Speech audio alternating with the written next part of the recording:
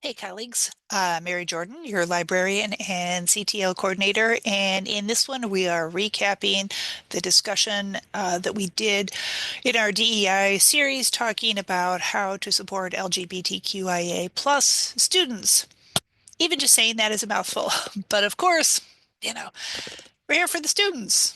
The point in being part of a college is to support students and help them learn about themselves and develop and learn stuff in class and just become even more wonderful people. So that is what we're doing here, and that is what we're doing with the resources that we are going to look at. Because not everybody necessarily feels comfortable with this. Not everybody feels comfortable as an instructor or as a staff member with coming out to students, and certainly don't feel like you have to, or with not coming out to students. And not everybody wants a student to come to them and have this discussion. Just sometimes it's weird when you don't know what to say and you don't know what to do. So think about in advance how you're going to deal with students. Think about how you're going to maybe make sure that you're including this group in your discussion. But again, kind of the standard example, and I've given this before. You're talking about a whole bunch of people. I used to teach management. So I have a couple of lectures where we talk about the history of management and we rattle off, a bunch of different people. Look, here's this person, here's this person, here's this person. What are you doing to make sure that you have somebody in there who really does identify as LGBTQIA that could be valuable? Just, you know, let your students know they're part of a community. This applies to all students everywhere, all kinds of things. But in this video, we're just talking about this specific population of students. And this is a population of students who can use some help. It's obvious. And I mean, you can read all kinds of things, and that's not where we're going to today, but you can read a lot of research and studies that show that this population of folks, especially young people who are just learning about themselves and working with family and all that, you know, a, a high percentage of injury, a high percentage of suicide, and you know, we can't cure everything. We can't fix everything. We can't make sure that people know that they feel comfortable in their skin and that they're accepted in society. But you can always let people know that they are accepted in your class, in the school, and that we want good things for everybody. All right, let's look at a few resources here and get some ideas about what we could be doing to help support our students. So again, as always, I have links to all these. Just look down underneath this video and all of these links will be there. So this is from Inside Higher Ed. I've talked about this a million times, but this has a lot of good resources, and I'm subscribed to them. Let's say I get their daily newsletter. It comes out Monday through Friday, I believe. Very good. Lots of interesting things. All right. So one of those interesting things, 5 ways that colleges are promoting LGBTQ plus student belonging and inclusion. Scrolling down through this, but being able to offer LGBTQ plus housing. I mean, that's not really something that we do, but when your students are thinking about housing, your students, maybe they're dealing with oh, I just had this conversation where I came out to my family and now I have to move out. Or maybe I'm dealing with a roommate situation and I don't feel safe there anymore, or I don't feel accepted there anymore, or whatever. You don't have to be the one who knows about housing, but maybe know this is who you talk to. Different kinds of events. If you're having events in your program or in your department or in your area or in whatever you do on the campus, yeah, maybe make sure that there is some active observance of LGBTQ folks. Educating the community, just being able to say, we talked a couple of weeks ago about microaggressions, and maybe being able to say, oh, you know what? Why would you just say that? That's not appropriate. I don't understand. That doesn't feel right. That idea of being an ally, I don't know. Yes, I always feel dumb when I try to step in and do things, and you may be better at it than I am. Certainly, I would hope, but at least keep trying. uh, that idea of mental health support. So this is, of course, a population that again, they have unique needs and challenges. We have a lot of students who have challenges. We have a lot of students who have needs, but just know this is another group. And what could you be doing to help support students? Who could you be referring them to on campus?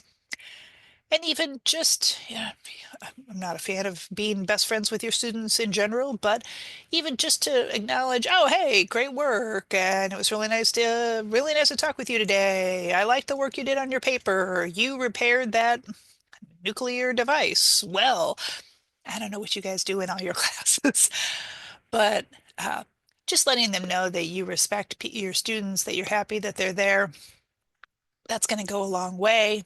It never hurts. And again, uh, people who are looking specifically for LGBTQ plus advisors, mentors. We do have people around the campus who publicly have come out this way and are comfortable talking with students. We do have a pride group on campus, so maybe refer students to that. And just make sure that, you know, if you, like me, sometimes feel awkward when you're not sure what to say to students in every situation, just know none of us have to figure this all out by ourselves. We're all doing this together. All right. So we have another article. This is from the National Education Association. So, I mean, they're a big deal. And I'm not going to scroll through this whole article, but I like their key takeaways. Um, People who say that their schools are supporting them and that their school is there for them are less likely to attempt suicide. I don't want to be over dramatic. I really don't. But I mean, think that when you do something helpful to your students or for your students in class, or when they go to a program that they can identify and see themselves and they know that their campus is there to support them, you literally might be saving someone's life. That seems worth it. So think about, understanding the legal requirements that we all have, using inclusive language. And I'm just going to say right now, I have zero patience with people who say the words politically correct. Please never say that in front of me, because I have a very long lecture that I will deliver on what being polite means, and I will deliver it. Save yourself. But the idea of addressing harmful comments, amplifying voices, so they do have a toolkit and they link to it lower down here. So if, you do not identify yourself as LGBTQIA plus person and you think, you know what, I should learn a little bit more. I should make sure that I'm ready to, I don't say something, be an ally, provide that kind of material in class. Who are the gay biologists? Who are the lesbian chemists? What could I do to make sure that I'm being a vocal supporter of this group of folks? So again, they have their own guide and just some information that might be useful to you. That idea, though, that I mean, we're living in a world, in a time when I mean, people just get bananas, and I have thoughts, you have thoughts, we all have thoughts, but be nice to people and support people. This is not controversial in literally any way. So figure out for you what that means and just remember, I'm sorry, I've already said this, that we're here as a team. So send your students to people who are going to be even better than you, but we all individually need to be good. All right. So this is from, I do not remember who those folks are, but let's just say some nice organization.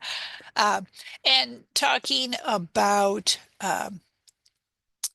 people, and the difficulties that they may fear coming into a higher education area, and the idea of what we could, again, some ideas on what we could be doing to be helpful.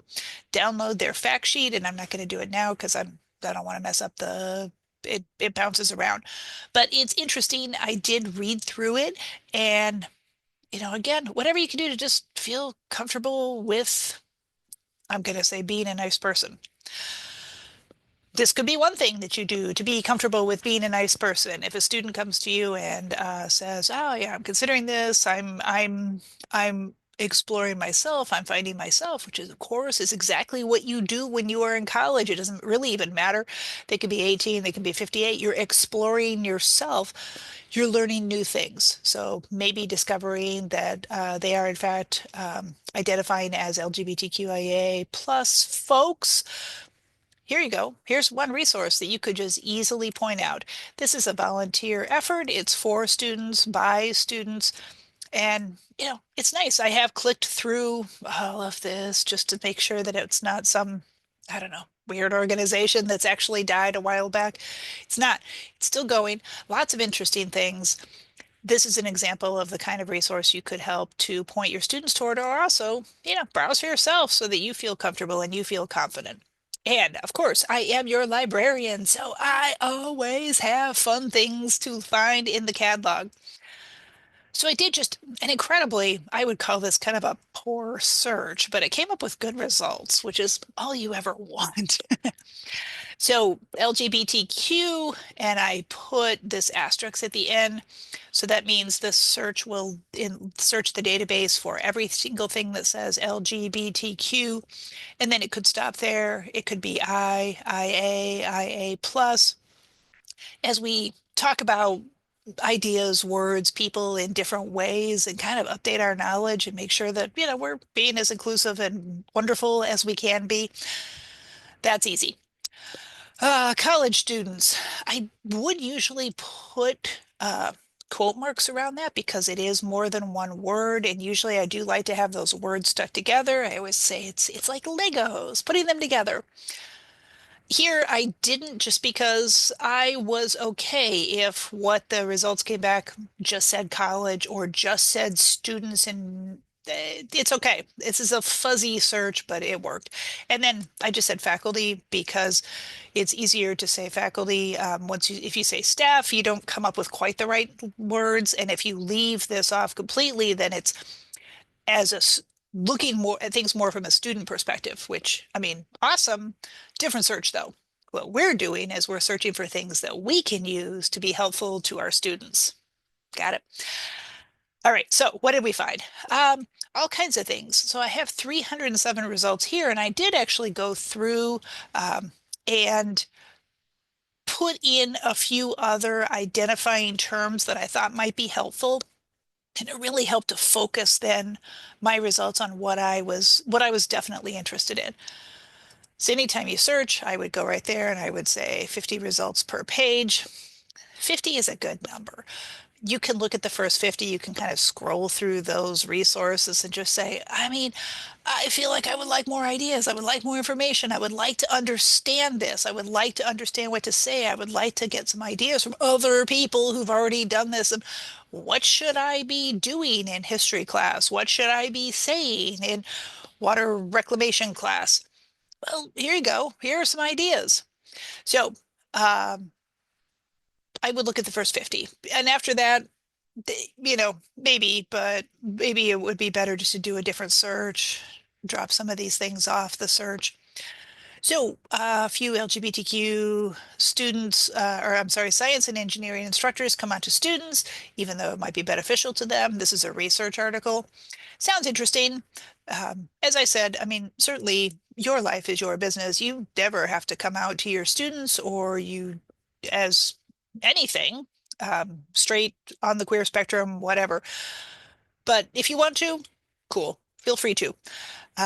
Supporting students. Here are some tools for inclusive campus practices. This is a book. Nice. When it is a book and you're looking at it, just remember you're busy. And I got that. You do not have to read every single page of every single book. When you get the book, when you go to the next page to open that up, it shows you all the different chapters, which is handy. So, only read the chapter that's interesting to you or the stuff that has resources specifically to you. Again, here's a nice article. Just give some ideas for what should you do to make sure that your students feel confident, that they feel comfortable. Um, Here's a variety of keywords that you could use, the description of this article. And I like that in this they talk about formal and informal context because, maybe you're just walking down the hall and you're like, oh, hey, awesome rainbow shirt or something. And then you go on and ta-da, you have been helpful and supportive. But maybe, again, there's more that you can do. So you can click on any of these databases. It's the same article everywhere and go from there. If you want to, you can go to resource type. You could narrow it to just newsletter articles. I don't know that I would do that. That newsletters can be not in a bad way, but they can be biased and maybe not give you the information that's going to be helpful to you. Articles is going to mean academic articles. It's going to talk about research. So magazine articles, those are going to be faster. They're going to be easier to read. And if all you're looking for is just some quickiness, the magazine articles are the way to go. Books, always a good choice. Dissertations, I mean, if you wanted to. Dissertations are really boring to read, though, but they do have every single piece of material on that topic. So if you found one that really sounded great to you and really interesting to you, and maybe it gave a lot of really good ideas, awesome. Read through that too. Okay, so it was quick, just an overview. As with every single different group of students that we're talking about. And of course, I mean, and not just students. I do also mean faculty, staff, your colleagues, your friends, your family, people that you meet, people walking down the street, people that you meet each day. Thank you, Sesame Street. Knowing how to feel comfortable talking with folks, knowing how to feel comfortable being supportive of people and their choices. And I'm going to sum that up again, just as knowing how to be a nice person. That stuff is important. It matters. It matters when, especially when we are in the education field and we're here to try and help our students to become better versions of themselves and to learn and develop and grow and change and all of that. So this is a topic. We have more topics. If you browse through some of these other videos, these are conversations that we do every other week here on the campus. We have readings, we have discussions. It's always interesting. Next semester, feel free to join in and participate or just stay here and watch some videos. And like I said, I'll try to kind of sum up what we're doing and what we're talking about. All right. Thanks so much. And I will see you in the next video. Bye-bye.